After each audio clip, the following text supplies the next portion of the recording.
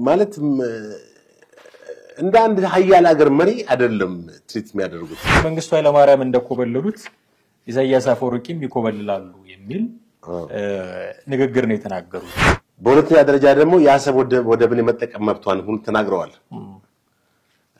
ያለም አቀፍ ግን ጠቅሰው ማለት ነው ጦርነቱ ምናልባት ከተጀመረ ለኢትዮጵያ ወግነው መናገራቸው የሚጠበቅ ነው ከቲቦርናሽ ግን በዚህ ደረጃ ኢሳያስ አፈወርቂ ይኮበልላሉ እስከ ማለት የሚያደርስ ነገር አለው የመደበቂያ አንድ እንትን አሰርተዋል ህንጻ አንደርግራውንድ ይሄ አንደርግራውንድ አሰርተዋል ሰራዊት መቀሌ ሲደርስ የህዋት ጽፈት ቤት ውስጥ እንዳገኘ በቃ ከዛ ውስጥ እንደወጡት ተተለቃቅመው እንደወጡት የኢሳያስ የሻዕቢያ ባለስልጣናቶች እና ኢሳያስ የማነ ገብረ መስቀልና ሌሎቹም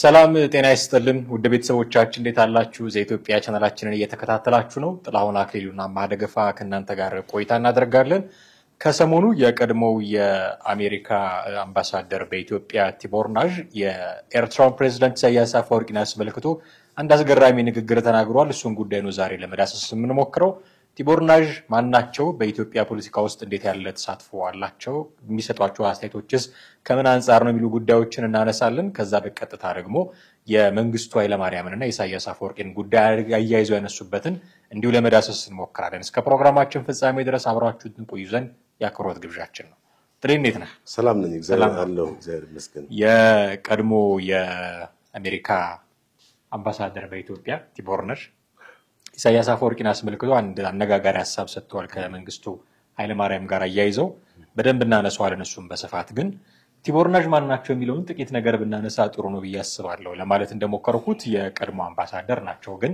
እንደ ቀድሞ አምባሳደር ብቻ አይደለም አክት ያደረጉ ያሉት የኢትዮጵያ ፖለቲካ ውስጥ ቶሎ አሳብ የሚሰጡ አነጋጋሪ ነገሮችን የሚናገሩ ሰው ናቸው እና ማንነታቸውን ጥቂት ብንዳስስ ብዬ ነው ጥሩ እንግዲህ ኢትዮጵያ በጣም መልካም የሆኑ ወዳጆች አላት ማለትም በተቃራኒው ኢትዮጵያ ላይ መጥፎ ሐሳቦችን የሚሰነዝሩ የውጭ ዲፕሎማቶችና ታዋቂ ሰዎች እንደሁሉ መልካም ነገር የሚናገሩ ለኢትዮጵያ ፖዚቲቭ አስተሳሰብ ያላቸው ብዙ ዲፕሎማቶች ኢትዮጵያ ውስጥ ነበሩ አሁንም አሉ ከነዚህ ውስጥ አምባሳደር ቲቦርናሽ የቀድሞ የአሜሪካ አምባሳደር በኢትዮጵያ አሜሪካ አምባሳደር ናቸው እሳቸው በኢትዮ ኤርትራ ጦርነት ወቅት ነው የነበሩት ማለትም ከ19 በፈረንጆቹ ከ1999 እስከ 2002 በእኛ ከ1991 እስከ 1993 ጦርነቱ እስከ ነበረበት ጊዜ ማለት ነው የአሜሪካ አምባሳደር ነበሩ እና በዛን ወቅት እንግዲህ በኢትዮጵያ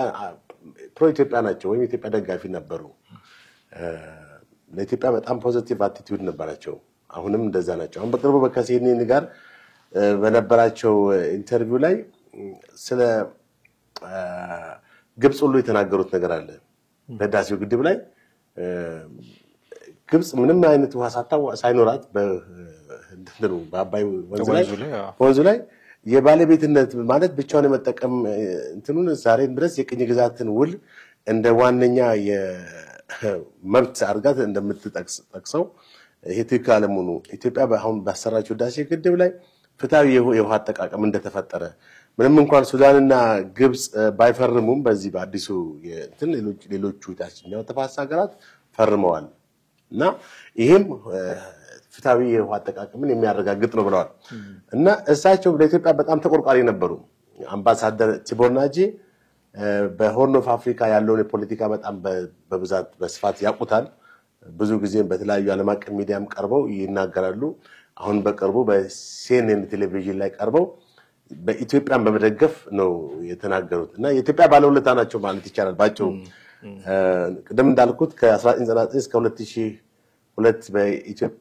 በኢትዮጵያ አሜሪካ አምባሳደር የነበሩ ነበሩ ከአምባሳደር ዴቪድ ሺን በፊት መሰለኛው ከሳቸው በኋላ ናቸው እና መልካም የሆኑ ብዙ አምባሳደሮች አሉ በኢትዮጵያ ውስጥ ማለት ነው የአሜሪካ አምባሳደሮች አሁን በቅርቡ በስልጣን በኢትዮጵያ አምባሳደር የሆኑት የተሾሙት አምባሳደር ኤርቪንግ ማሲንጋ አራሳቸው በጣም ፖዚቲቭ ሆነ አስተሳሰብ ነው ለኢትዮጵያ ያላቸው እንደውም ምንድነው ያሉት ስለ ዳሲው ግድብ ትራምፕ የሚሰጡትን አስተያየት በጣም ተቃውሟል ከአንድ ሀያል ሀገር የሚጠበቅ አቋም አይደለም። እንደሚታወቀው ትራምፕ እንግዲህ ምን ትለዋለህ እንግዲህ ትራምፕን ለህዳሴው ግድብ ያለው አመለካከት ወይም ያላቸው አመለካከት ምን ያህል የወረደና እንትኑ የሳተ ማለት ወደ አንድ ወገን አይደለ።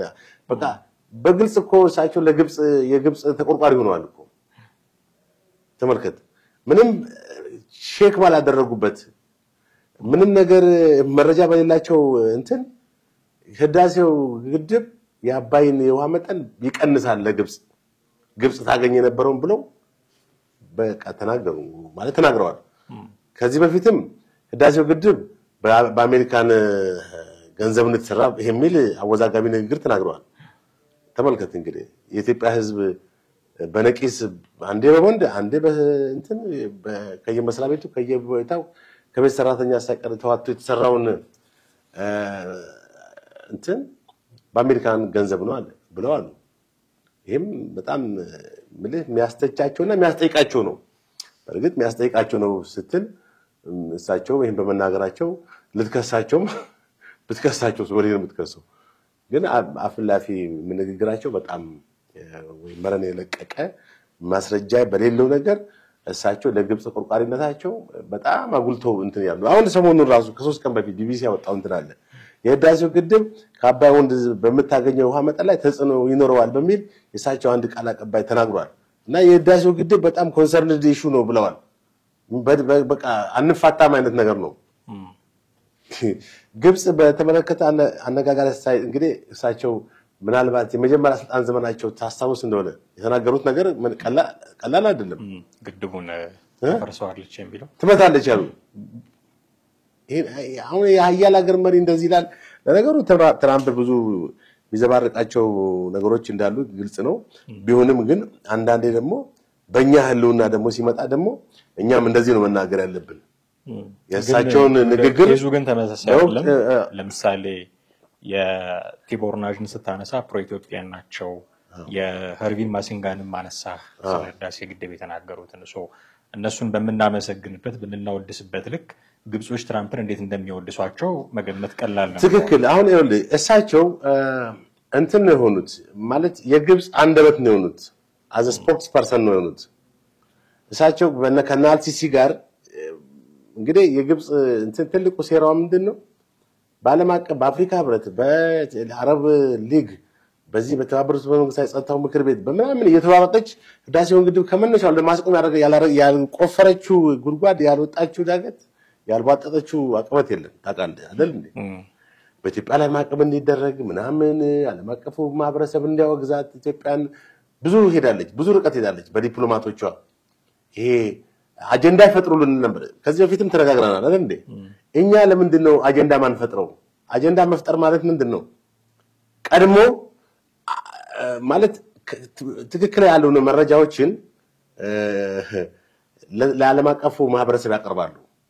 ለምሳሌ የህዳሴው ግድብ የቴክኒክ ችግር አለበት፣ ሳይንቲፊክ አይደለም፣ እንትን ኤክስተርናል በሆኑ ሰዎች ይጣራ፣ የግድቡ እንትን የቴክኖሎጂ እንትኑ ምናምን በቃ በሚል ብዙ እኮ ነው። አሁን አጠቃላይ የከሰሰችው ክሶች ቢሰበሰቡ እኮ ከ100 በላይ ክስ አቅርባለች እኮ ባለፉት 14 ዓመታት ማለት ነው። በጣም ብዙ ነው። እና ሲያቅታቸው መጨረሻ ላይ ቀጥታ ትራምፕን ነው እንደ መጠቀሚያ ማድረግ የፈለጉት። አሁን ትራምፕ የራሱን ንግግር አይደለም የሚናገረው፣ የአልሲሲን ቋንቋ ነው ያስተጋባለው በእንግሊዝኛ። አልሲሲ በአማርኛ የሚናገረውን በአረብኛ የሚናገረውን በእንግሊዝኛ ነው እሳቸው የተናገሩለት ያሉት ትራምፕ ማለት ነው። ማለት አሁን ማንም አይሰማቸውም። እሳቸው አሁን ጫውታው ተቀይሯል። በቃ ኢትዮጵያ ምንም ይሁን ምን ይሄ የብልጽግና መንግስትም ፕሮፐርቲ አይደለም፣ የቀድሞ የነበረው የኢህአዴግም ፕሮፐርቲ አይደለም። የኢትዮጵያ ህዝብ ሀብት ነው። የኢትዮጵያ ህዝብ ሪሶርስ ነው። በቃ ያለቀ የደቀቀ ነገር ነው። ከዚህ በኋላ ህዳሴው ግድብን ለመምታት ወይንም ሌላ እርምጃ ለመውሰድ ቢካሄድ እርምጃ ዞሮ ዞሮ ግብጽንም የሆነ ሱዳን ነው የሚጎዳው። እንዴሳውን ዞሮ ዞሮ እዚህ ውስጥ ሁሉ የገባ ነው። አሜሪካውያን ሆነው ለኢትዮጵያ መጥፎም ጥሩም ነው። አሁን ቲቦር ናጅን ስመጣ እጅግ ፖዚቲቭ ማለት እንደው እኛ ኢትዮጵያ ህዝብን ሊያቃቸው የሚገቡ ዲፕሎማቶችን አንዱ ናቸው አሉ። ቅድም እንዳልኩ ብዙ ናቸው። ከነዚህ ውስጥም አንዱ ቲቦር ናጂ ናቸው። እኚህ ሰው ግብጽ በምታደርገው እንቅስቃሴ ሁሉ በጣም እንትን ነው የሚናገሩት ትክክል አለመሆኑን እንዴ ምክንያቱም በወንዙ ላይ ምንም ነገር 1% እንኳን ኮንትሪቢዩሽን ሳይኖራት እንደገና ጭራሽ ኢትዮጵያ መጠቀም የለባትም የ1959 ዓመተ ምህረት የቅኝ ግዛት ውልና ስምምነት ይከበር በሚል ባረጀና ባፈጀ ኢትዮጵያ ባልተገዛችበት ኮሎናይዜሽን ውስጥ እንትን ውስጥ በሌለችበት ይከበር በሚል የምታደርገው መፍጨርጨር ያው ዋጋ ከንቱ ነው የቀረው አሁን አዲስ ማዕቀፍ ተፈጥሯል አዲስ ዓለም አቀፍ የተፋሰስ ሀገሮች ማዕቀፍ ተካሂዷል አይደል እንዴ እነዚህ ኦልሞስት 9 ሀገሮች ናቸው አይደል አጠቃላይ የተፋሰስ ሀገሮች ኡጋንዳ አለ ታንዛኒያ አለ ኤርትራም አለ ምናልባት ኤርትራን ተው ጋርሱም የነ ሱዳንና የነ ግብጽ ቢጤ ነው ግን እነዚህ ሀገሮች መካከለኛውና ምስራቅ አፍሪካ ሀገሮች ከተፋሰሱ ጋር ከዚህ ከአባይ ወንዝ ጋር የሚያገናኙ ሀገሮች ፈርመዋል ፍትሃዊ የሆነ አጠቃቀም ዛሶል ምንም የሞተ ነገር ነው በቃ እንደ አዲስ የምትለው አይደለም ታነሳው አጀንዳ አይደለም ግን ቀድም እንደለው ግብጽ ላለፉት 14 አመታት የዳሴው ግድ በ2002 አይደለ 2002 አዎ ፋውንዴሽኑ ባቶ መለስ በእንትን ከጀመረ ጀምሮ በጣም ብዙ ርቀት ሄዳለች ይታወቃል ብዙ ተብሏል ከነዚህ ውስጥም አንዱ አጀንዳ መፍጠር ነው ፕሮአክቲቭ ሲስተም ነው ማለት ቀድመ አጀንዳ እንግዲህ በውሸት ነው አጀንዳ የምትፈጥረው አንደኛ የዳሴው እንትን የግብጽን ለማስራብ ነው ግብጽን እንትን ለማድረግ ነው የውሃ መጠኑን በዚህ ማስ ይቀንሳል ምናምን ነው እንደገና የግድቡ የቴክኒክ ችግር አለው በጣም ይሄ ሳይንቲፊክ ኮንትሮችን ቤዛርጎ የተሰራ አይደለም ምናምን የሚሉ ነገሮች አሉ እነዚህን ሁሉ ኢትዮጵያ አልፋ ነው ግን አሁን ኢትዮጵያ አጀንዳ መፍጠር ጀመረች ደስ የሚል ከነዚህ ውስጥ ምንድነው አንዱ አጀንዳ አሰብና የቀይ ባህር አጀንዳ ነው ፕሮአክቲቭ ማለት ይሄ ነው በቃ ትክክለኛ አጀንዳ መፍጠር ማለት ነው ሁሉ ጊዜ እነሱ በሚፈጥሩልን አጀንዳ ስንፈስ ነበር እነሱ በሚያቀርቡልን የሚገርም በትራምፕ መጀመሪያው ዙር ስልጣናቸው ማለት በ2016 እስከ 2020 በነበራቸው በፈረንጆቹ አቆጣጠር ማለት ነው ግብጾች አሜሪካንን ማለት ትራምፕን እንትን አድርገው አሳምነው አዲስ ማዕቀፍ እንዲካሄድ አድርገው ነበር ይሄም ምንድነው ወርልድ ባንክና አሜሪካን ተደራድረው ሁለቱ ከዛ በኋላ አንድ ሰነድ አዘጋጁ ሰነዱ ኢትዮጵያ እና ግብጽ እንዲፈራረሙበት ነው በዳሴው ግድብ ላይ ያን ሰነድ በወቅቱ ኢትዮጵያ ውጪ እንትን መንግስት አየው ወይ ውጪ ጉዳይ ከዛ በቃ የኢትዮጵያን እንትን አሳልፎ የሚሰጥ ነው መብት አሁንም ዞሮ 1959ን እንትን የሚቀበል እንግዲህ ዲቴል እንትኑን አላወቁትም ነገር ግን የኢትዮጵያ መንግስት መብትን አሳልፎ ይሰጣል ብሎ አለና ከዛ እንዲቋረጥ አደረጋ ማለት አልፈርምም ማለት በዚህም ጊዜ ፕሬዝዳንት ትራምፕ በጣም ተናደው $500 ሚሊዮን ኢትዮጵያ ከምታገኘው በያመርሱ እንግዲህ እስከ 2 ቢሊዮን ነው በአመት ለምሳሌ በኢትዮ ኤርትራ ጦርነት ጊዜ 2 ቢሊዮን ነው አሜሪካን ለኢትዮጵያ ሰጠችው እርዳታ 1 ነጥብ ምናምን እንደዚህ ይሰጣል ስለአለጃው ዶኔሽን አሁን በዚህን ጊዜ በወሳቸው በስልጣን በነበሩበት ጊዜ በነበረው አመት $500 ሚሊዮን እንዳይሰጥ እንዲቋረጥ አድርገዋል ከመሰጠለ ተቦጭቆ ቀርቷል ማለት ነው ይሄም በዳሴው ግድብ የተነሳ ወይም የዳሴው ግድብ ጦስ ነው ማን ነው እንግዲህ እሳቸው ከአልሲሲ ጋርና ከግብጽ ዲፕሎማቶች ጋር በነበራቸው ግንኙነት እንትን ያለ ነው እና እኚ አምባሳደር ቲቦር ናጂ ግን ከትራምፕ አመለካከት 100% ተቃራኒ በሆነ ሁኔታ የኢትዮጵያ ወዳጅና ደጋፊ ናቸው ሽንጣቸውን ገትረው በዓለም አቀፍ ሚዲያዎች አየ አሁን የኛ የውጭ ጉዳይ ያልቻለውን ወይ ማድረግ የሚገባውን ነገር ነው የውጭ ጉዳይ መስሪያ ቤት ወይም የኢትዮጵያ የውጭ እንትን ዲፕሎማቶቻችን በውጭ ያሉ ዲፕሎማቶች መስራት የሚገባቸውን ስራ ማን እየሰራልን ነው? የቀድሞ የአሜሪካ አምባሳደር ቲቦር ናጂ እና ሊመሰገኑ የሚገባቸው ናቸው። እንግዲህ ስለሳቸው ይሄን ያህል ካልን ያው ቅድም አንተም ስትላቸው እንደነበሩት ፖለቲካችን ውስጥ በተደጋጋሚ ሐሳብ ይሰጣሉ፣ የሚያነሷቸው ነገሮች አሉ። በተለይም የውጭ ግንኙነቶቻችን ላይ ያተኩራሉ። በዚህ መጠን የኢትዮጵያ ፖለቲካ ላይ ሐሳብ መስጠታቸው ፕሮ ኢትዮጵያን መሆናቸው የሚበረታታ የሚደነቅ ሆኖ ሳለ ግን ለምንድን ነው ከሌላው አሁን ብዙ አምባሳደሮች ናቸው መቼም የአሜሪካ አምባሳደር ሆኖ ኢትዮጵያ ውስጥ ተፈራርቀው ብዙ ያየናቸው አሁን እስካሉት እስከ ሄርቪን ማሲንጋ ድረስ ሌሎቹ ምናልባት ቅድም የሄርቪን ማሲንጋን አነሳንና እሳቸውም ጥሩ ከትራምፕ ተቃራኒ የሆነ ነገር ተናግረዋልን እንጂ ብዙ ሲናገሩ አንሰማም ሌሎቹ። ቲቦር ናጂ ግን በተደጋጋሚ ነው እንዲህ አይነት ሐሳቦች የሚያነሱትና እንኳን እሳቸው በዚህ አምባሳደር ሆኖ በነበሩበት ጊዜ የነበሩ ሰዎች ይቀርና ከዛ በኋላ ነብስ ያወቁ ሰዎች አሁን ስማቸው ሲጠራ እንሰማለንና ለኢትዮጵያውያን ጆሮ ባዕድ የሆነ ስምም አይደለም ያላቸው። ቲቦር ናጂ ሲባል እንደ አንድ የሚታወቅ ስም ነው፣ ዶሚናንት ሰው የሚታወቁ ናቸውና በዚህ ልክ ደጋግሞ ሐሳብ መስጠታቸው በእርግጥ ብዙ የውጭ ሀገር ሰዎች ኢትዮጵያ ከመጡ በኋላ ስለ ኢትዮጵያ በጎ እሳቤ ይዘው ተመልሰው ብዙ ሰዎች መጥቀስ እንችላለን እና ካርልን ጭምር እዚህ ሐውልት እስኪሰራላቸው ድረስ ብዙ በርካታ ሰዎችን ማንሳት እንችላለን። የቲቦር ናጂ ግን አምባሳደር ናቸው፣ ትልቅ ባለስልጣን ነበሩ። የተወሰነ ጊዜ ነው ኢትዮጵያ ውስጥ የቆዩት። ምንድነው ያዩት? ለምንድነው የኢትዮጵያ ፖለቲካ ላይ በተለይ የውጭ ፖሊሲያቸው ላይ እንዲህ ተደጋጋሚ ሐሳብ የሚሰጡት የሚል ጥያቄ ሁሉ ጊዜ ያጭራኛል። ለዛ ብዬ ትክክል። አይ ምን አንድ ነገር እኮ የግድ ረጅም ዓመት ስለተቀመጥክ አይደለም። አንድ ሳምንትም 15 ቀንም ቁጭ ብለህ ስለአንድ አካባቢ ማህበራዊም ሆነ ፖለቲካዊ ጉዳይ ታውቅ ትችላለህ። ይሄ ሰማው ትገነዘባለህ፣ የምትረዳው ነገር ይኖራል። ደግሞም አምባሳደር ሆነ ተሹመህ ደግሞ የበለጠ የመረዳትን ሰፊ ነው። መረጃዎች ያሉ አሜሪካን አምባሳደር ነው የአሜሪካ መንግስት ማለት ነው። እንግዲህ በኤምባሲው የሚመጡ መረጃዎች አሉ። እሳቸው ዘርብ የሚያደርጉት አለ የፖለቲካ እሳቸው በጊኒ እና በናይጄሪያ አምባሳደር ነበሩ። ከዛ በአፍሪካ አንድ 3 ሀገራት አምባሳደር ነበሩ። የአፍሪካ ፖለቲክስ ላይ በደንብ ኤክስፒሪየንስ አላቸው እና አይተዋል። በቃ በደንብ አስተውለዋል። የግብፅን እንደው በሌላት ነገር ማለት አንድ ጻል ልጅ በአንተ ንብረት አይደለም የሚያለቅሰው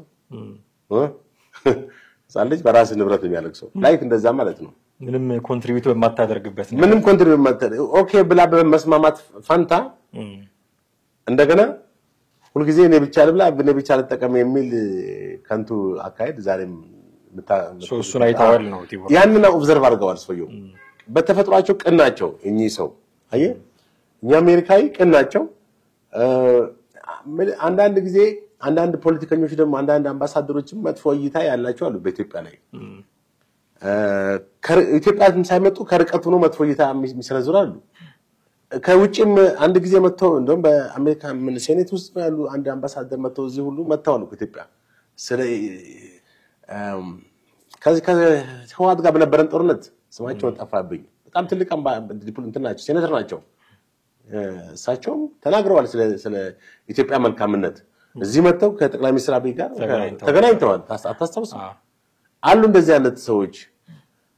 አሁን ትራምፕ እንደሚለፈልፉትና ዝም ብሎ ይሄ ጥራዝ ነጠቅ ሐሳብ እንደሚናገረው አይደለም። በጣም የተሳሳተ እንትን ነው። አሁን እኮ እንደውም ከግብጽ በላይ ግብጽ ሌላ ግብጽ ሆኖ ቁጭ ያለ ሰውየው እና ኖቤል ሽልማት ሸልሙኝ 7 ሀገራትን 7 ጦርነቶችን አስቆሚያለሁ። አንዱ ኢትዮጵያና ግብጽ ሊዋጉ የነበሩ ኢትዮጵያና ግብጽ ሊዋጉ ነበር እንዴ? ይሄን ራሱ ሰውየው ምን ያክል የሳተ ንግግር እንደሚናገር ማየት ማስተዋል ያስፈልጋል። ትራምፕ ማለት ነው። ያው አንተ ማለት ይቅርታ አንተ ነገሩ ፈረንጆች አንተ ነው ማለት አንተ ታይለዩ ምንም ችግር የለውም። ሁሉም ተመሳሳይ ነው። ይሄ ማለት እንደ አንድ ሀያል ሀገር መሪ አይደለም ትሪት የሚያደርጉት ያለውን የኢትዮጵያና የግብፅን ሁኔታ። እሳቸው እንግዲህ ከዚህ በፊት መጀመሪያ ተርማቸው ላይ 50 ሚሊዮን ተቀብለዋል ከግብፅ ተብሎ ተወርቷል። ትዝ ይላል። እውነቱን ውሸቱን አናውቅም ግን ቢሆንም ቢቀበሉም የምክር ቤትም ሰው እንደዚህ ተቀበለው እሱ ተረጋግጧል አንድ በግብጽ እንትን አዎ በሱ ተረጋግጧል ከግብጽ ጀነራሎች ጋር ይገናኝ እንደነበረ ምናምን ሁሉ ተረጋግጧል እና እሳቸው ይቀበሉ አይቀበሉ ማቀው ነገር የለም ምክንያቱም መረጃው የለንም ግን ቢሆንም ገንዘብ ለመቀበል የሚያስችል ስታተስ ላይ ናቸው ቢያላስብ ማለሀብትም ስለሆኑ ናሽናል ኢንተረስታቸው የፖለቲካ አመለካከታቸው በሚለው ነው አዎ አሁን አምባሳደር ቲቦርናጂ በጣም መልካም እንትን ያላቸው ናቸው ትራምፕ ጸረ ኢትዮጵያ ሆኗል ማለት ይቻላል ባጭሩ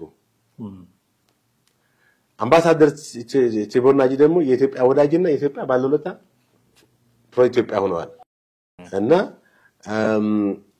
ኢሳያስ አፈወርቅ ጋር ማስመልከቱ የተናገሩት ንግግር አለ በሱ ላይ ዋናው ምን መነጋገሪያ ርዕሳችንም እሱ ነው ማናቸው ቲቦርናጂ የሚለውን ለማየት ነው ከትራምፕም ጋር ከሌሎችም ጋር ከነ ሄርቪን ማሲንጋም ጋር ማነጻጸር ያስፈልጋል ዋናው ጉዳያችን ግን ስለ ኢሳያስ አፈወርቅ የተናገሩት ነገር ነው ይኮበልላል በግልጽ ቋንቋ እንደውም ማስረጃው የጠቀሱት ማለት ማሳያ የጠቀሱት የመንግስቱ ኃይለማርያምን ወደ ዚምባብዌ መኮብለል ለከ መንግስቱ ኃይለማርያም እንደኮበለሉት ኢሳያስ አፈወርቂም ይኮበልላሉ የሚል ንግግር ነው የተናገሩትና ምን ማለታቸው ነው አሁን ኢሳያስ አፈወርቂ ይሸሻል ይኮበልላል እንደ መንግስቱ ኃይለማርያም ሲባል ኦፍ ኮርስ እስካሁን እየንዳየነው ስንነጋገር እንደነበረው ፕሮ ኢትዮጵያን ናቸው ስለ ኢትዮጵያ በጎ ነገር ሊያስቡ ይችላሉ ሶ አሁን ኢትዮጵያና ኤርትራ ካላቸው ነባራዊ ሁኔታ አንፃር ለኢትዮጵያ የሚወግነው መናገራቸው የሚጠበቅ ነው ከቲቦርናጅ ግን በዚህ ደረጃ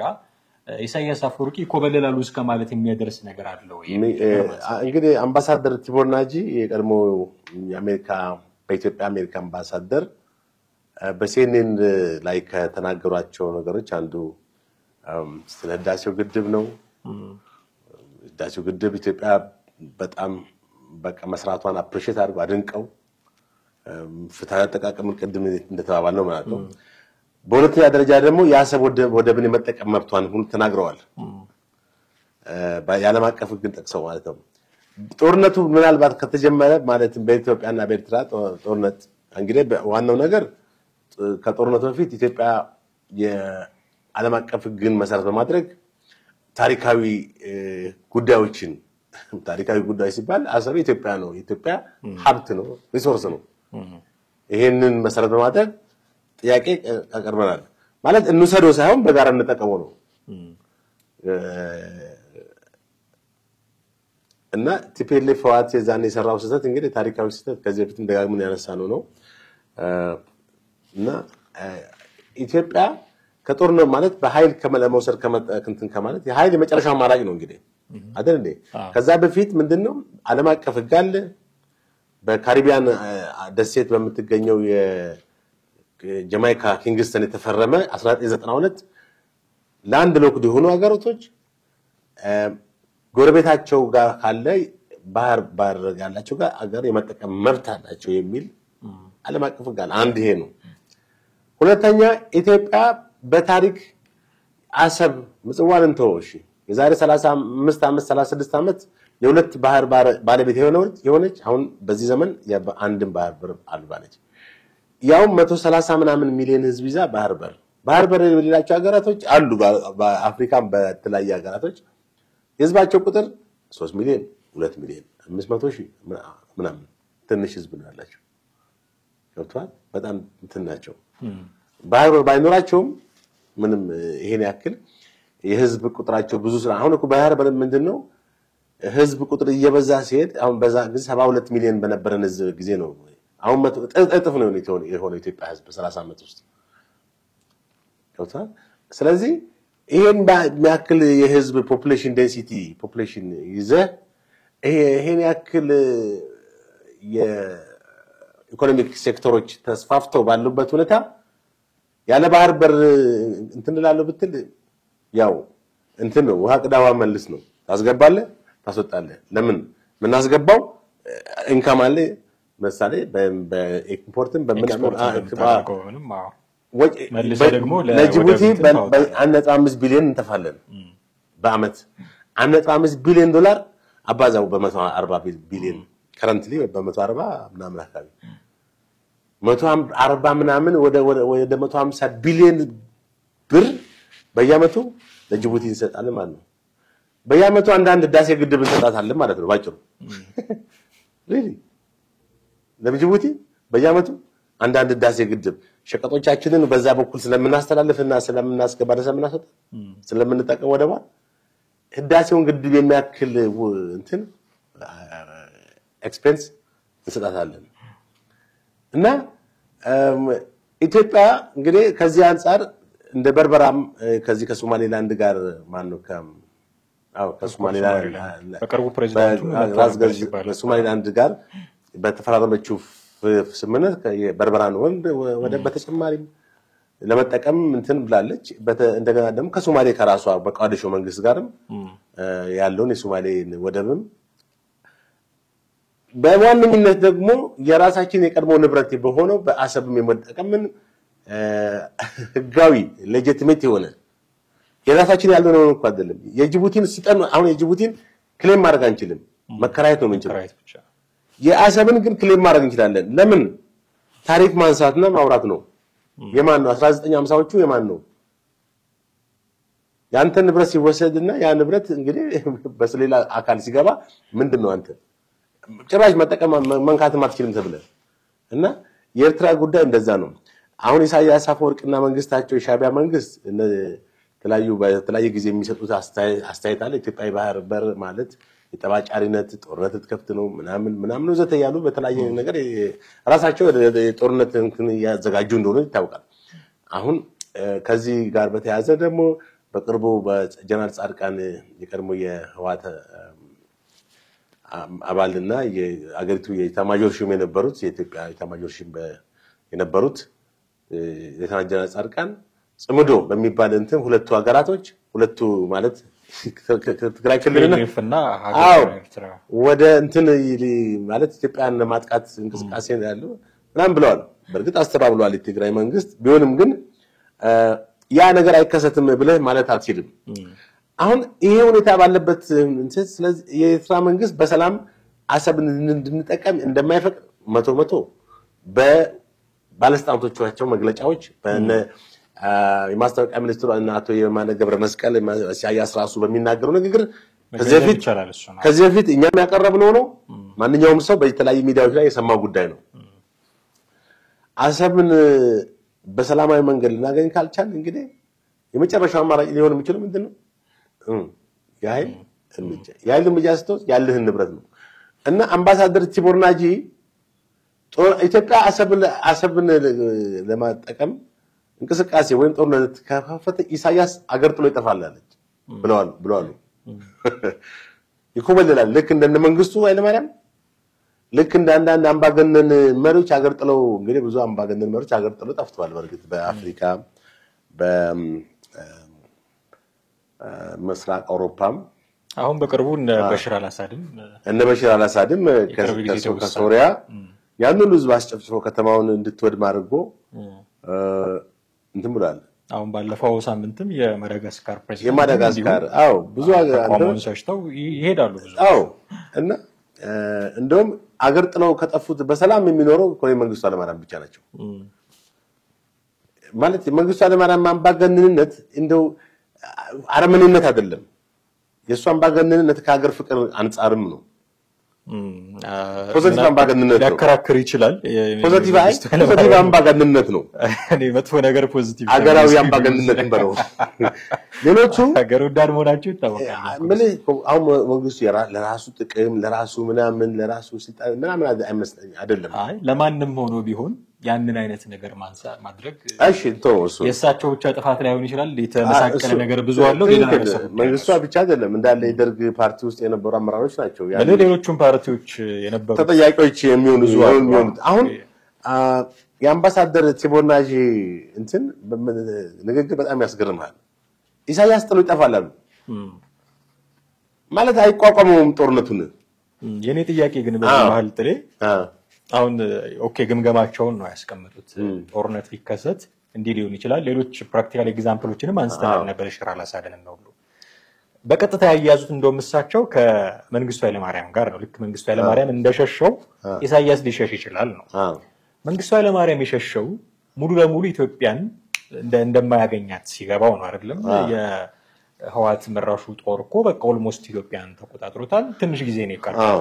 እሳቸው ካልተሳሳትኩኝ ግንቦት 13 እንደዚህ ሲሸሹ ግንቦት 20 ነው አዲስ አበባ የገባው የህወሓት ሰራዊት። አሁን ኢትዮጵያና ኤርትራ ጦርነት ቢከፍቱ ግን ሪሊ መንግስት አሰብን ከመውሰድ በተጨማሪ ኤርትራ ውስጥ እንዲህ አይነት ህወሓት ኢትዮጵያ ላይ እንዳደረገው አይነት የማድረግ ኢንቴንሽን አለ ወይ ብሎ መጠየቅ የሚያስፈልግ ይመስላል። ሙሉ ለሙሉ ኤርትራን አይደለም የኢትዮጵያ መንግስት ክሌም እያደረገ ያለው የአሰብ ወደብ ይገባኛል ነው እንጂ አሁን ኤርትራ ራሷን የቻለች የተባበሩት መንግስታት ድርጅት እውቅና ያላት ሀገር ስለሆነች ወረራ መፈጸም አይችልም። ግን ታሪካዊ ባለቤትነቱን ለማስመለስ አሰብ ላይ ቀደም ያልካቸውን ጥያቄዎች ሊያነሳ ይችላል። በዲፕሎማሲያዊ መንገድ እየሞከረ ነው። በሰጥቶ መቀበል መርህ እየሞከረ ነው። ካቃተው ካልቻለው የብዙዎቹ ስጋት ባይሆን ምን መርጠው ጦርነት ሊፈጠር ይችላል ነው። ያ ጦርነት ቢፈጠር እንደው አይፈጠርም የሚለውን እንደው እንውሰርና ግን ቢፈጠር ኢፍ ይያልን እናውራና ክሌም የሚያደርገው የኢትዮጵያ መንግስት አሰብን እስከሆነ ድረስ አስመራ መሄዱ ምንም አይሰራም። አሰብን ካገኘ በዛ በኩል መውጫ መግቢያውን ካመቻቸ ለኢምፖርቱም ለኤክስፖርቱም ኮሪደሩን ካመቻቸ ከሌላው ከምጽዋም ከአስመራም ከሌላውም የኤርትራ ክፍለ ሀገር ጋር ጉዳይ አይኖረውም። ስለዚህ ሌላውን አካባቢ ተቆጣጥረው ኢሳያስ አፈወርቂ ሊቀጥሉ ይችላሉ። መንግስቱ ኃይለማርያም ግን አንዲትም አይነት ስንዝር መሬት እንደማያገኙ እንደማያስተዳድሩ ሲገባቸው ነው የሸሹት። ይሄ ሊነጻጸር የሚችል ነገር ነው ወይ ብዬ ከዛ በፊት ግን የአምባሳደር ቲቦርናጂን እንቋጨው በዚህ ጥር ባለች የቀድሞ የአሜሪካ አምባሳደር ሻቢያን ነክሰው ይዘዋል ይላል። ዛሬ ደግሞ ፕሬዝዳንት ኢሳያስ አፈወርቂ እንደ ኮሎኔል መንግስቱ ኃይለማርያም ፈርጥጠው ከሀገር ይወጣሉ፣ ይህም በቅርቡ ይሆናል ሲሉ አስጠንቅቀዋቸዋል። ያሰቡ ዘመቻ ከተጀመረ ኢሳያስ ከስልጣን ይወገዳሉ የሚል ትንተና እየሰጡ ባለበት በዚህ ወቅትም አምባሳደሩ ያሰሙት ጉዳይ ሻቢያን ያስደነገጠ ሆኗል። ያስደነገጠና ያሸበረ ሆኗል። ምክንያቱም ተራሱ አይደለማ የተናገረው። ይሄን አምባሳደር ቲቦርናጂ የኢትዮጵያ አምባሳደር መሆናቸውን በብዙ አፍሪካ ሀገሮችም አምባሳደር እንደነበሩ ሻቢያ ያውቃል። ይሄንን በሲኤንኤን ቴሌቪዥን ባለማቅ ሚዲያ ሲናገሩ በጣም ማስደንገጡ አይቀርም። ከዚህ በተጨማሪ ከጸረ ሻቢያ ቡድኖች ጋር አምባሳደሩ በአሜሪካ እንደመከሩ የኢትዮጵያ ኢሳያስን መንግስትም የመገልበጥ ሴራም ጀምረዋል ማለት ነው። ኢትዮጵያ ወዳጅነታቸው በጣም ከፍ ብሎ የቀድሞ በኢትዮጵያ የአሜሪካ አምባሳደሩን ቲቦርናጂ የአስመራን መንግስት በተመለከተ አነጋጋሪ አስተያየት በመስጠት ቀጥለዋል። ከዚህ ባለፈም ከጸረ ሻቢያ ከሆኑ ድርጅቶች ጋር ያላቸውን ግንኙነት ይበልጥ እያሳደጉ ይገኛሉ። አምባሳደሩ ከብርጌድ ንሓመዱ የሰማያዊ ማዕበል ንቅናቄ እንደዛ የሚባል ንቅናቄ መሪዎች ጋር በአሜሪካ መወያየታቸውን ይፋ አድርገዋል። ከሰማያዊ ማዕበል ንቅናቄ መሪዎች ጋር መወያየታቸውን በገለጹበት የኤክስ ልጥፋቸው ፕሬዝዳንት ኢሳያስ አፈወርቂ ከዚህ ቀደም እንደነበሩ አምባገነኖች ሁሉ ከሀገር ይኮበልላል ብለዋል። አምባሳደሩ ከዚህ ቀደም በዓለም ላይ ያለፉ እንደ መንግስቱ ኃይለማርያም እና ጋዳፊ ያሉ አምባገነን መሪዎች በመጥቀስ የኢሳያስ አፈወርቂ እጣ ፈንታ ከነዚህ የሚለይ እንዳልሆነ ተናግረዋል። እሺ እንግዲህ አምባሳደር ቲቦርናጂን አስተያየት በዚህ ላይ እንትንንልና ወደ አንተ ጀነራላይዝ ስናደርገው የኢትዮጵያ መንግስት በ93 ዓመተ ምህረት ማለት የኢትዮ ኤርትራ ጦርነት ከ93 በተካሄደው የኤርትራ ያዘቻቸው ቦታዎች ነው ለማስወጣት እንደ ባድመ፣ ዛላምበሳ፣ ቡሬ፣ ጾረና ምናምን የመሳሰሉትን በትግራይ ቦርደር ያሉትን ለምንተን ለማለት ያለው በጣም ብዙ ታሪካዊ ስህተቶች ተሰርተዋል። ከዛ በዛን ወቅት ማለት ነው። ያንን አንደኛ ያልጀርሱ ስምምነት ትልቁ ዋናው ግዙፍ ያልጀርሱ ስምምነት ነው። ዶክተር ያዕቆብ አብተማርያም አሰብ የማንነት በሚለው መጽሐፍ የጻፉት ማለት ነው። ከዛ በኋላ ብዙ ተናግረውበታል፣ መግለጫም ሰጥተውበታል። ታሪካዊ ስህተት የተሰራ ምንድነው? ከኤርትራ 60 ኪሎ ሜትር ነበረ 70 ኪሎ ሜትር ነው ተጨምሮ ወያኔ 11 ኪሎ ሜትር ጨምሮላታል ለኢትዮጵያ ማነው ለኤርትራ 60 ኪሎ ሜትር ዘልቆ የኢትዮጵያ ድንበር ይዟል። ሲደመር ወያኔ 11 መረቀለት 71 ኪሎ ሜትር ዘልቆ ገብቷል ይዟል ማለት ነው። ያልጀርሱ ስምምነት ይሄ ነው እንግዲህ ተመልከት።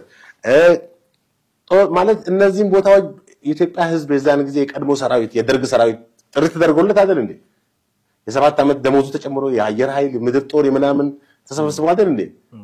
ሻቢያን ሄደው ኢትዮጵያ ህዝብ ወጣቱ ሰራዊት ወደ ማሰልጠኛ ገብቶ ተሰልጥኖ ምናምን ምክንያቱም በዛን ወቅት የሻዕቢያ ጉልበት የሻዕቢያ ወታደራዊ ኃይልና የኢህአዴግ አይገናኝማ ሻዕቢያ ይውጠው ነበር ማለት ኢትዮጵያን ይመጣ ነበር ማለት ነው እንግዲህ ኢትዮጵያን ይመራ ስለነበረ ኢህአዴግ እና ግን በህዝብ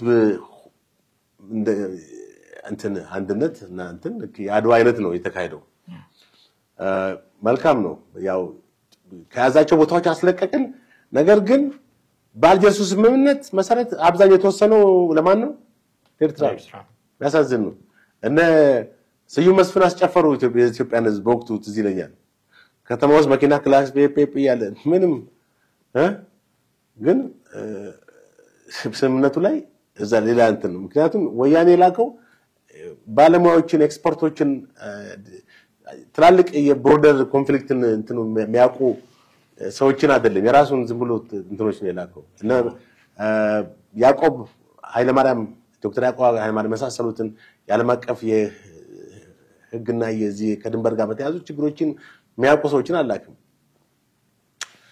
አሁን ያ እንዳለ ሆኖ ማለት ነው አሁን እንዳለ ሆኖ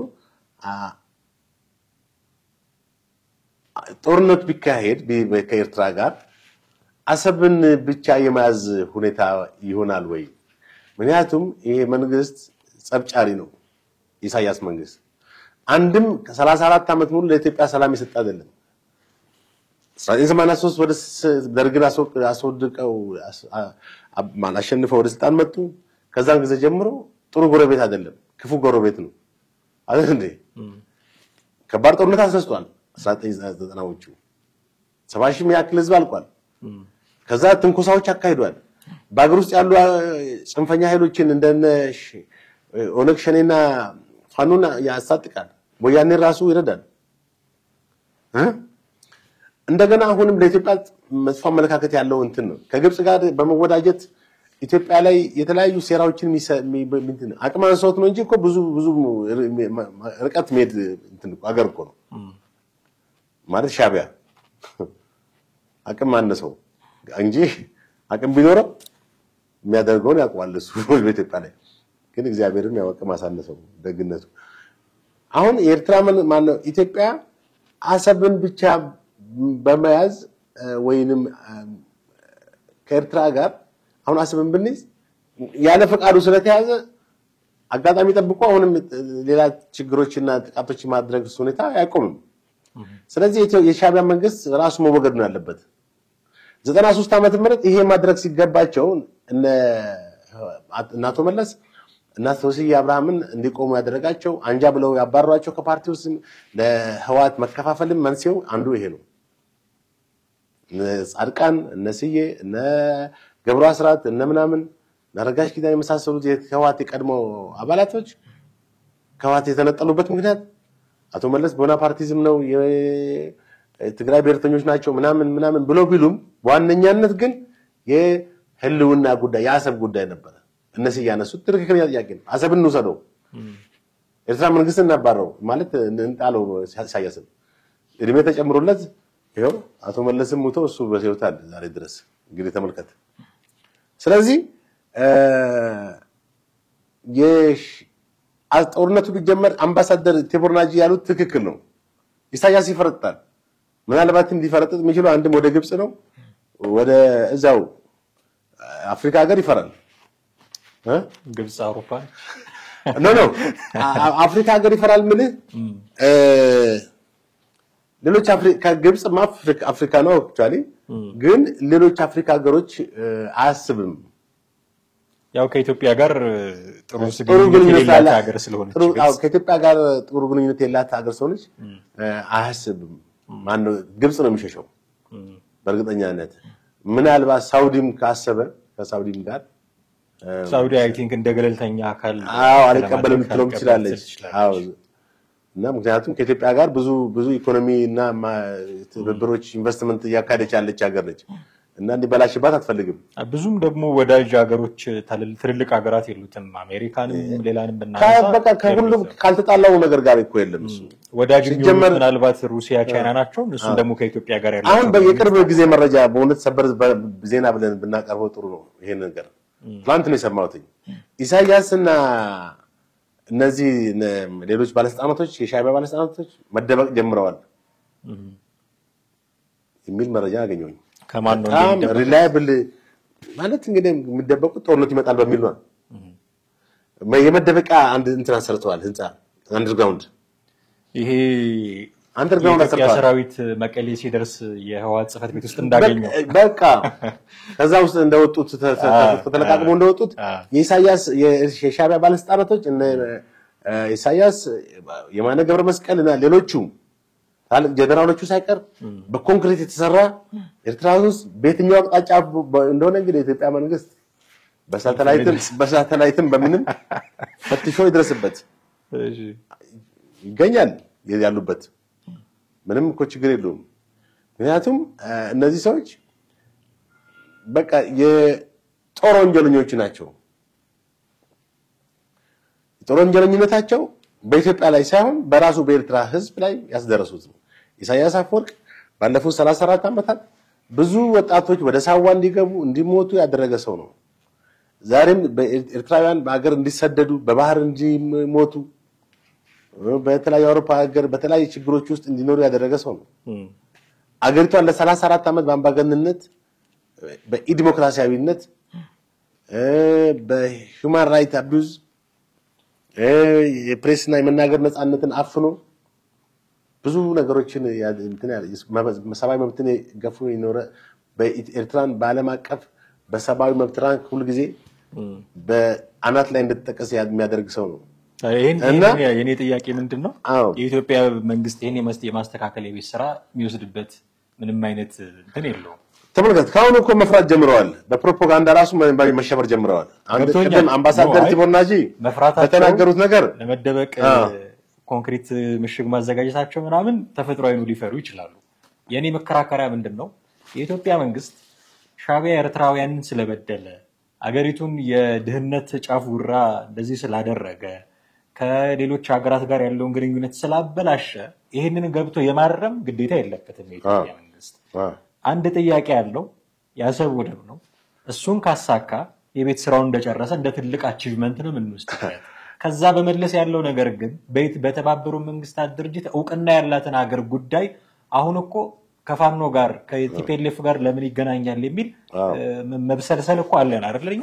ይሄኛውን ነገር የኢትዮጵያ መንግስት እንዲያደርገው እንጠብቃለን ከሚል መነሻ ዓለም አቀፍ ህግ ምልህ ያው እኛ ታዳጊ ሀገሮች ወይንም አፍሪካ ላይ ያለን ህዝቦች ስለሆነ እንጂ ዓለም አቀፍ ህግ አሜሪካ ዓለም አቀፍ ተጠብቃለች እንደ ስትወራ ሀገር የትኛውን አሜሪካ ነው አክት ምናደርገው የትኛውን ዓለም አቀፍ ህግ ጠብቃ ነው አሜሪካን አንዴ ተመሳሳይ ፔጅ ያለው ነገር አፍጋኒስታን አንዴ ሶሪያ ማን ሊቢያ አሜሪካ እና ኢትዮጵያ ተመሳሳይ ፔጅ ላይ የሚቀመጡ አሁን ይኸውልህ እዚህ ጋር አሰብን ብቻ ይዘን እኛ የኤርትራን መንግስት ሲቀመጥ በቃ ይዘናል እኛ ብለን ምንለው ነገር አይደለም።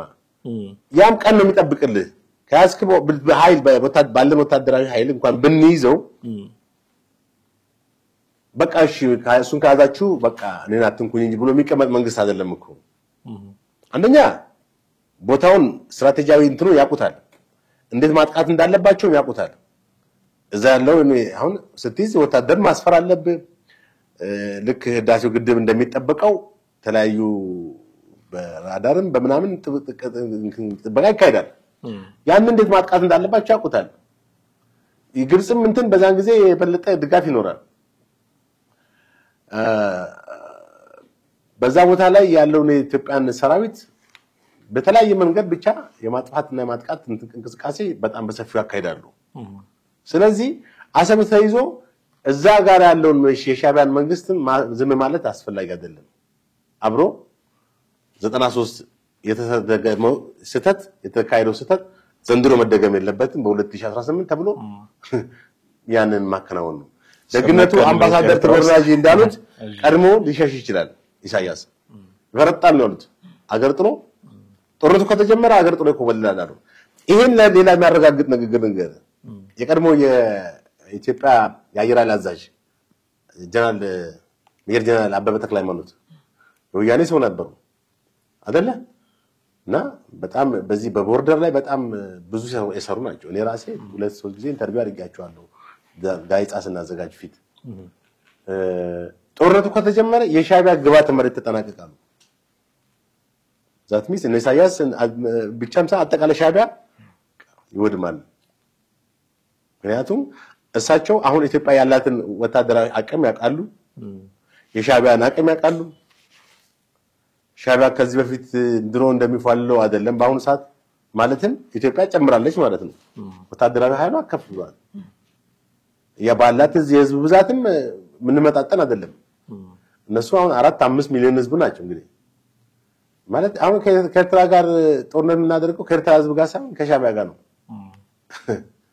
አይደል እንዴ ኤርትራ ህዝብ ወንድሞቻችን ናቸው እንግዲህ ነው ግን ያው ከህዝቡ ጋር ባይሆንም ያለው የህዝብ ቁጥር ማነስ የወታደሩን ቁጥር እንትን ይላል እና እዚህ ጋር ስትመለከተው እንደ ማጠቃለያ ሐሳብ በዛም ተባለ በዚህ አሰብን የአብይ ጉዳይ አይደለም የጠቅላይ ሚኒስትሩ ወይንም ብልጽግና መደገፍ ጉዳይ አይደለም የኢትዮጵያ ታሪካዊ ሀብት ነው እኮ ማንበብ እኮ ነው ታሪክ ነው ወደኋላ ዘሂዶ ኤርትራ የዛሬ 50 ዓመት በፊት 10 ዓመት ብቻ በእንግሊዝ ብቻውን ሀገር የሆነችበት ጊዜ አሁን በወያኔ ሀገር እንድትሆን የሰጣት አክሬዲቴሽን ነው እንጂ ሀገር ሆና አታውቅም እኮ 10 ዓመት ከኢትዮጵያ ተነጥላ በእንግሊዝ ቅኝ ግዛት ነበረች ከዛ ጥያቄ ተነሳ ከኢትዮጵያ ጋር እንገንጠል ወይንስ በፌዴሬሽን እንቀላቀል የሚለው ነው ብዙ ኤርትራውያን እንቀላቀልኛ ሀገራችን ነች ኢትዮጵያ ጋር ወዴት እንሄዳለን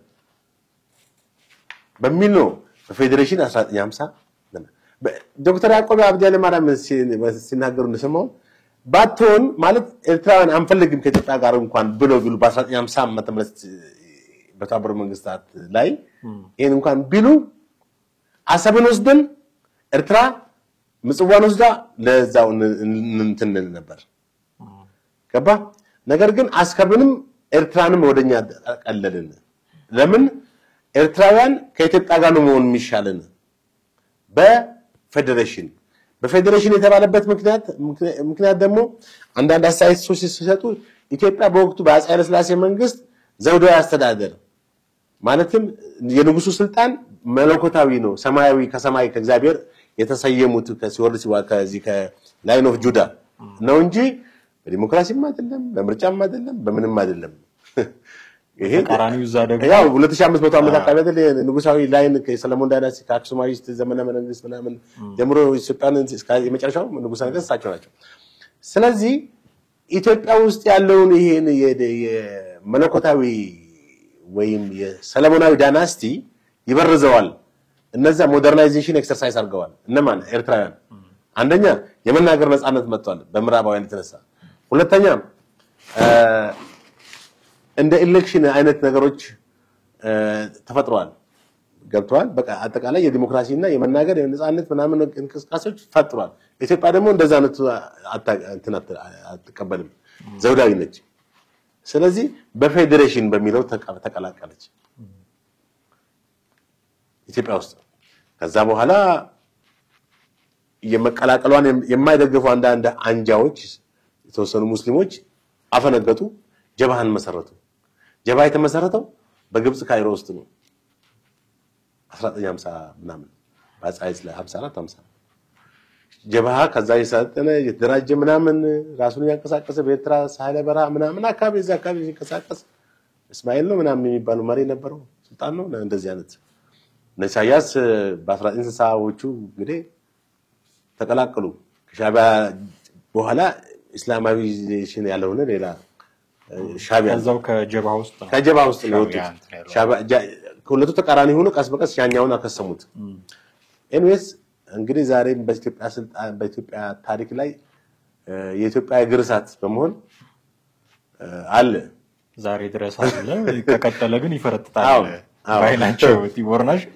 የሆነው ነገር እናያለን እኔ አይ ዶንት ቲንክ እንደዛ ይሆናል ብዬ እኔ እንግዲህ ተቃራኒ መሆናችን አንተ አይሆንም ትላለህ እኔ ኢሳያስ ደናርጎ ይፈረጥጣል ያው ቲቦርናሽ ኢትዮጵያን ስለሚወዱ ያገብሯቸው ነው የተናገሩት ያያስባለው ግን ከሌሎች ዲፕሎማቶች አንፃር ስናየው እንዲህ አይነት ለኢትዮጵያ መቆርቆር ያላቸው ዲፕሎማት መሆናቸውን አደንቀን እንደ ትራምፕ ከንቱ ንግግር ከመናገር ከንቱ ምንም አሁን ትራምፕ ይሄን የትራምፕ ንግግር ኃይል የሚኖረው እስከመቼ መሰለ አሁን ስንት ዓመት ነው? 1 ዓመት ጨረሱ። የምርጫ ዘመኑ ሲያበቃ የምርጫ በቃ ከዚህ ከ3 ዓመት በኋላ የትራምፕ ንግግር ዋበለው ስለዚህ ትራምፕን ወደ ጎን አድርገን ቲቦርናጅን አድንቀን እናበቃለን። የዛሬ ፕሮግራማችንን እጅግ አድርጌ አመሰግናለሁ ጥሌ። ወደ ቤተሰቦቻችን እናንተም ከኛ ጋር ነበራችሁ ቆይታ እጅግ አድርገን እናመሰግናችኋለን። ይሄንን አንተስ ሐሳብ ምንድነው? እውነት ኢትዮጵያና ኤርትራ ጦርነት ውስጥ ይገባሉ ወይ? ቢገቡስ አምባሳደር ቲቦርናጅ እና ባልደረቤ ጥላሁን እንዳሉት ኢሳያስ አፈወርቂ ፈረጥጣል ብላችሁ ታስባላችሁ? ከፈረጠጡስ ወደ የት ሀገር ግብጽ ሊሆን ይችላል ብሎ ግምቱን አስቀምጧል። እኔ አይፈረጠጡም ስላልኩኝ የሚሄዱበትን ሀገር የመገመት ግዴታ ውስጥ አይደለም። ግን እናንተ ምን ትላላችሁ? እሱን ብታጋሩን ደስ ይለናል። የዛሬው ፕሮግራማችንን እዚህ ላይ አብቅተናል። ጥላሁን አክሊሉና ማህደገፋ ነበርን። በሚቀጥለው በሌላ ርዕሰ ጉዳይ እንጠብቃችኋለን። ጤና ይስጥልኝ።